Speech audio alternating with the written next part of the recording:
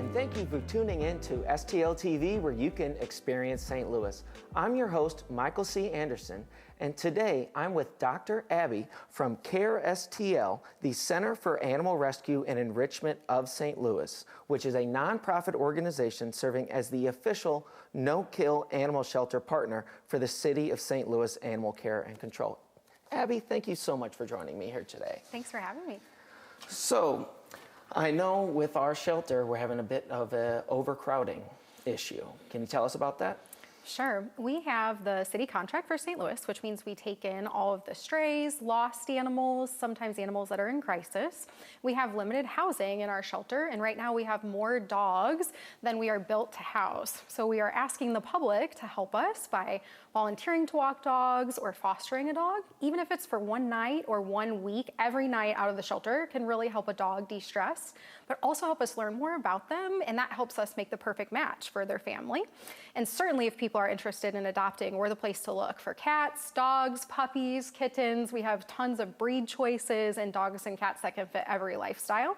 So we're hoping in this capacity crisis, the community that we know loves pets will show up and add a new pet to their family. I think that's wonderful. For the people that don't really know what CARE STL does, I mean, obviously you just touched on it there, what you do, but if you can kind of encapsulate it, what is CARE STL? Yeah, we are a nonprofit animal shelter, and with the contract of St. Louis City, that means when animal control is called out for a lost dog or a stray dog or an animal that might be injured, that animal is picked up by animal control and brought to us, where we house the animal for their stray period if needed, and then help it find a good home. We do mostly cats and dogs, but we sometimes get some farm animals or other pocket pets too, which can be kind of fun. We adopt out about 2,500 to 3,000 animals per year, so pretty significant number of animals. And in some cases, we're able to reunite animals with their family too. So if you've ever lost your dog and it's come to the shelter, we hope that we can reconnect you. We know we want pets to go back home with their family first and foremost when we can. So that's something we were talking about, is the majority of these animals, I mean, the vast majority, they're just on the streets. They're just lost for the most part. They're not, they weren't turned in for the most part unless something else happened, but they're just animals literally found on our streets, literally our city streets, and you're just trying to help them get back to the owners or find someone. These animals didn't do anything wrong. They just got out or escaped or, who knows. So that's why I think it's a great place to get an animal, because they need that second chance if for whatever reason they don't get reunited with their owners. Yeah, absolutely. We have tons of great cats and dogs, super friendly, can be with other dogs, can live with cats, can live with kids. We've got a little bit of everything, and they definitely haven't done anything wrong except get lost or otherwise for some reason not having a place to go. Sometimes we see situations where families are in crisis and weren't able to keep their pet, whether they're moving somewhere that doesn't allow them or they couldn't afford veterinary care. We try to help them with those things when we can, but sometimes they're just not able to keep them. So finding a new family to love them is the next best step. And I know you all there work your tails off, no pun intended, but to make sure these animals get a new home. We were talking about I'm going to see if I can get that terminology right here, the live release rate. All right, is that it? All right, the live release rate, you guys are around 96, 99%, is that right? Yeah, we do. So of the about 3,000 animals or so that we take in per year, the vast majority of them go back with their families or find a new family through adoption. There's always going to be a few that have medical conditions, or maybe they were hit by a car.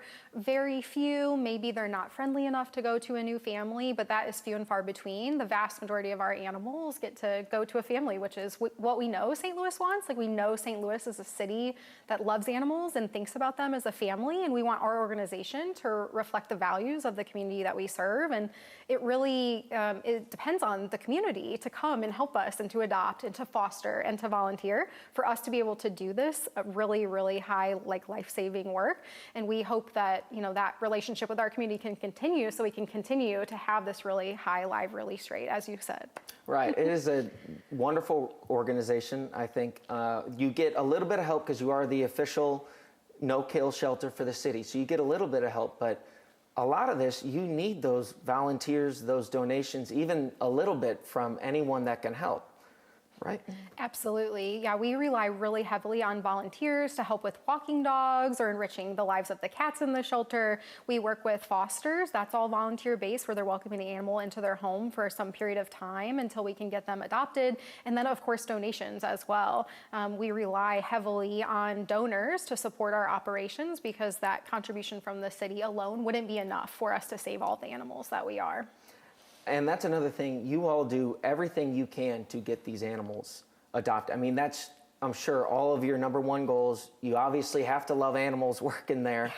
And as for most of the fees, vast majority of the time, all those are waived, whether it's adoption, fostering, whatever it is. You guys provide everything necessary to make sure these animals get a new home. Yeah, if you are able to sign up to foster, we provide everything. If you need food, the crate, veterinary care, all you need is a home and a place to keep the animal and some love, and we do the rest. And we do have a special where all of our adoption fees this month are sponsored. So all of our adults are free adoptions. So come meet your new best friend. And then our puppies and kittens is name your price. So you can make a donation if you'd like, but you don't have to. We know that getting everything set up for a new pet can be expensive, and we want you to focus your money on getting all of those toys and the litter box and the crate. We don't want the adoption fee to be the thing that is using your money. And I just think that's just wonderful you all are doing it. And if somebody did want to foster, I mean, it could be as little as a day or weekend, or what's the typical timeline for that? Yeah, we can send an animal to foster even just for one night, or we have weekend, what we call straycations, where you can spend the weekend with a pet.